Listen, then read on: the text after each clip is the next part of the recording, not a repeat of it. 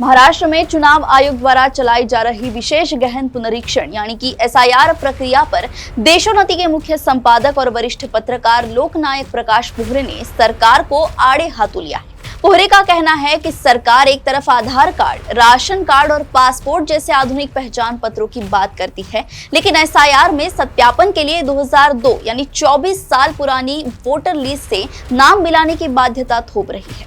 उन्होंने सवाल उठाया है कि जिस देश में 80 करोड़ से अधिक लोगों को मुफ्त राशन दिया जा रहा है और लाखों लोगों के पास पक्का घर तक नहीं है, वहां गरीब, मजदूर और बेघर नागरिक 2 दशक पुराने कागजात कैसे संभाल कर रख सकते हैं।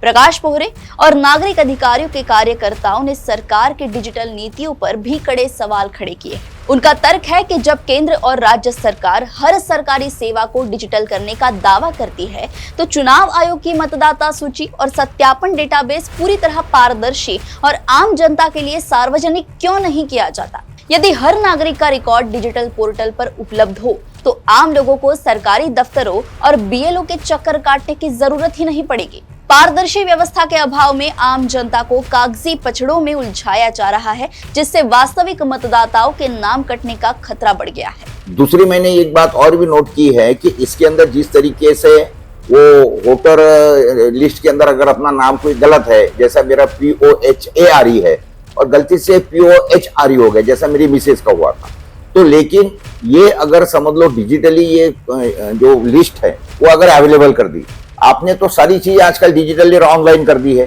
फिर ये जो इलेक्शन प्रक्रिया है ये आपने पीडीएफ में क्यों रखी और ये ओपन टू पब्लिक क्यों नहीं रखी है। अगर इस तरीके से रहते थे तो हम ढूंढ लेते थे ना उसके अंदर से कहाँ है। तो सारा सार यही है, ये इसका जो भी काम कर रहे हैं उसका मतलब यही है कि जो लोग आज के घड़ी में, मुझे बताइए, जो देश के अंदर 80 करोड़ लोगों को मुफ्त में राशन देना पड़ रहा है, इतने लोग गरीब है,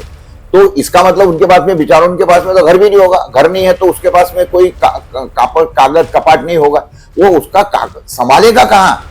कोई अगर समझ लो जिसके घर में ऐसे जगह रहता होगा कि जो नदी के किनारे है, बेचारे का घर बह गया, उसके पास में कोई कागज ही नहीं है। हमारे देश के अंदर की जो परिस्थिति एकंदरित है वो देखते हुए मुझे ऐसा लगता है कि सरकार का ये पूरा का पूरा जो रवैया है, वो रवैया जो है वो सिर्फ और सिर्फ किस तरीके से वोटर बात किए जाए और किस तरीके से सिर्फ ये हो इसके अंदर